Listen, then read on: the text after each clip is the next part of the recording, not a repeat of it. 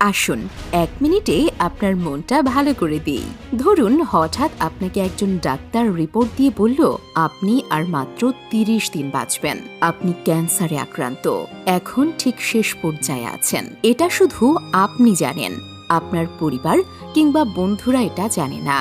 এখন এই রিপোর্ট পাওয়ার পর আপনি বাসায় গেলেন। প্রতিদিনের মতো আজকেও আপনার বাবা আপনাকে বকাঝকা শুরু করলো। তোকে দিয়ে কিচ্ছু হবে না, সারাদিন কোথায় কোথায় থাকিস, তুই অকাজের ছেলে, ইত্যাদি ইত্যাদি।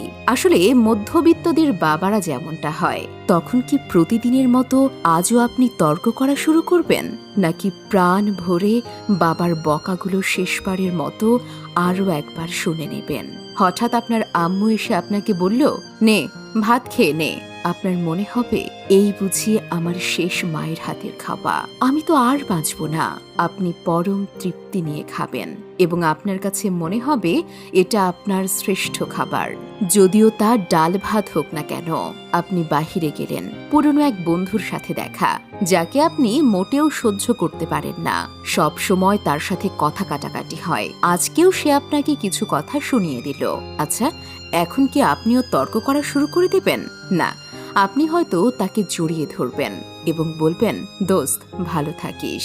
আপনি আপনার এলাকাটা একটু ঘুরে দেখছেন আর ভাবছেন এই বুঝি শেষ দেখা। প্রাণ ভরে দেখছেন আকাশ, বাতাস, গাছপালা। এমনকি আপনাদের এলাকাতে যে ২-৩টা কুকুর আছে, ওদেরকেও আপনি প্রাণ ভরে দেখছেন। হয়তো এটাই শেষ দেখা। কুকুরগুলোকে আপনি দোকান থেকে কিছু কিনে খাওয়ালেন। এলাকার যেই মুরব্বীদের দেখলে আপনি দূরে সরে যেতেন, এখন তাদের দিকেই এগিয়ে গেলেন। বললেন, চাচা আমার শরীরটা ভালো নেই, আমার জন্য দোয়া করবেন। আপনার চক্ষু শীতল হয়ে যাচ্ছে। হঠাৎ আপনার মনে হলো এখন নামাজ পড়া উচিত। আপনি দৌড়ে গেলেন আপনার রবের কাছে। আপনি যা দেখছেন তাই ভালো লাগছে, সবকিছুই অসাধারণ। আহা, শিশির কত সুন্দর, দুপুর সুন্দর, বিকেল সুন্দর, রাত সুন্দর, বাতাস সুন্দর, জ্যোৎস্না সুন্দর, আর মানুষগুলো সুন্দর, এমনকি কুকুরগুলোও সুন্দর। সবকিছু সুন্দর, কিন্তু আমি থাকবো না।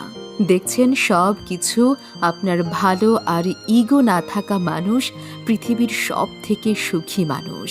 আসলে আমরা মৃত্যুর কথা ভাবতেই চাই না, মৃত্যু থেকে সবসময় পালিয়ে বেড়াই। কিন্তু যদি আপনি ভাবেন আজই আপনার শেষ দিন, তাহলে দেখবেন সবকিছুই আপনার ভালো লাগছে। তাই ইগো ছেড়ে দিন, ভালো থাকুন।